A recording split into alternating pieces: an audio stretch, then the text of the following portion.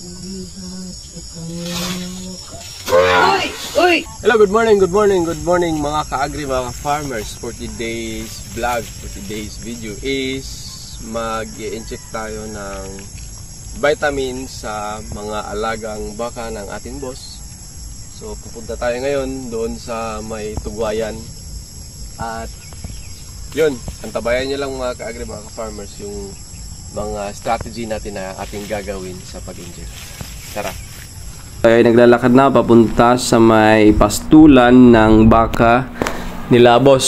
So at doon si tatay naghintay na sa amin dahil siya yung mag-guide sa amin kung anong baka yung aming i-injectan ng vitamins. Unang-una mga kagri, mga farmers, very important to sa baka ang pag-bibitamina nito dahil unang-una mas magana silang kumain. And then, very active din yung katawan nila dahil sa epekto ng vitamins mga ka-agri. So, medyo tayo mga ka-agri, mag-voice over lang tayo ngayon dahil mahirap mag-vlog kapag ganito na situation mga ka-agri, mga ka-farmers, dahil nung una baka din wala tayong proper chute na gagamitin dito ngayon. So dali-dali lang tayong mag-inject then magbigay ng vitamins sa bakang ito dahil nung una bagong bili pala to mga ka-agri, mga ka-farmers. So medyo I think nasa pa to, mga wala pang 1 year ata or 1 year old na baka dahil medyo maliit pa siya mga ka-agri, mga ka-farmers. Ayun o. So ito ngayon yung gagamitin natin na vitamins. Medyo mumurahin lang to mga ka-agri, mga ka-farmers. Pero bibigyan natin siya o itong baka na to bibigyan natin ng 15 to 20 ml na vitamins ang ibibigay natin. Anyway, ang gagamitin pala natin na strategy dito mga ka-agri is intramuscular na pag-inject. Dito natin sa bandang leeg natin i-inject or ibibigay yung vitamins. Din kakapain muna natin yung leeg kung saan yun yung muscle kasi hindi pwede yung yung karayom ng sirens is hindi pwede tatama sa buto. So ngayon is lilinisin muna natin yung sirens mga ka-agri, mga ka-farmers dahil ni-sterilize to namin para hindi na rin siya makaka-infect sa mga or maka-cause ng damage sa ating alagang baka.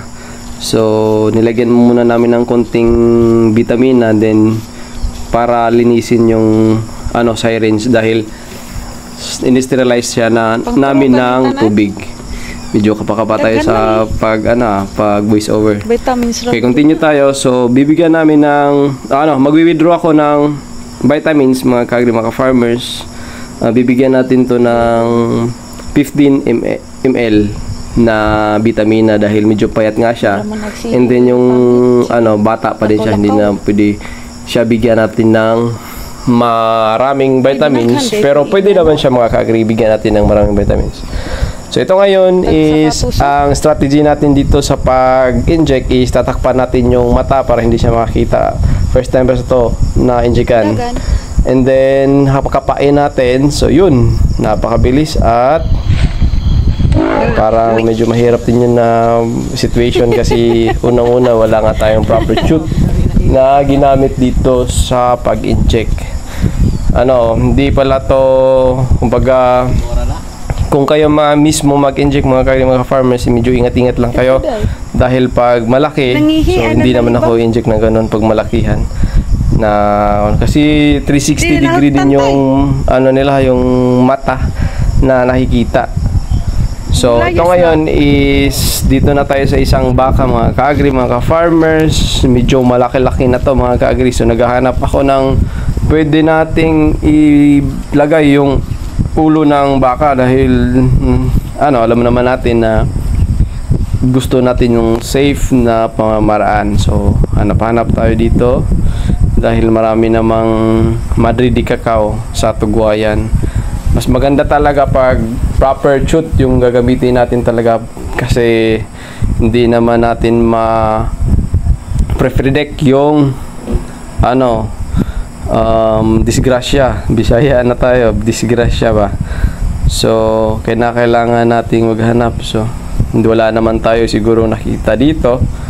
So kinakailangan na lang nating manual na pagmamaraan sa pag-inject mga ka-agri mga farmers. So ito si tatay, siya yung mag-guide dahil bagong bili rin to na baka.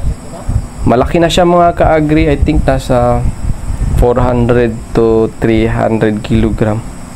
Kalaki, pero medyo payat pa siya. Bata pa to pero medyo payat pa na baka. So napurga na to mga ka-agri unang-una nung ano ba yun, mga last month, November.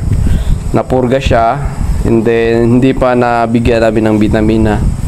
And then shout out pala sa sponsor ng vitamins natin, si Richel Pogi Kadao. Shout out sa iyo. Siya yung yung DE technician namin. So siya yung nilalapitan ko tuwing mayroon kaming ganito dahil ka-workmate ko rin yung dati mga ka-agri mga ka-farmers. Anyway, by agriculturist by profession, so calling natin to na talagang maggamot or magbigay ng bitamina sa mga hayop. Hindi lang sa hayop, pati na rin sa mga ibang klase na pananim, high value crops, palay,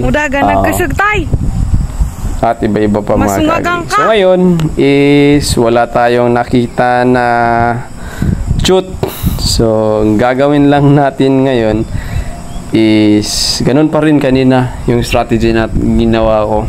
Tatakpan natin yung mata para hindi makikita sa karayom. Unang-una hindi pa naman siguro to nakatry na injekan, and then kakapain natin yung bandang leeg mga ka-agri dahil intramuscular yung gagamit. Intramuscular yung strategy na gagamitin natin.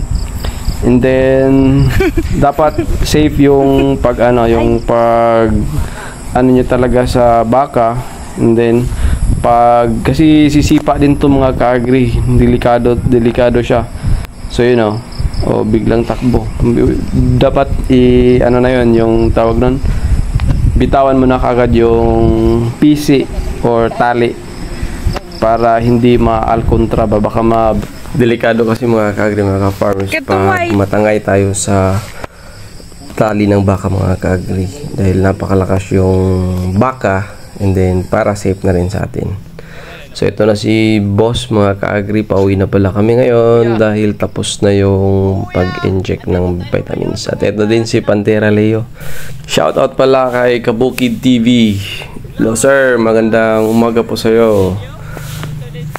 So ito na mga ka-agri mga ka-farmers, hanggang dito na lang tayo. Tayo ay naglalakad na at pauwi.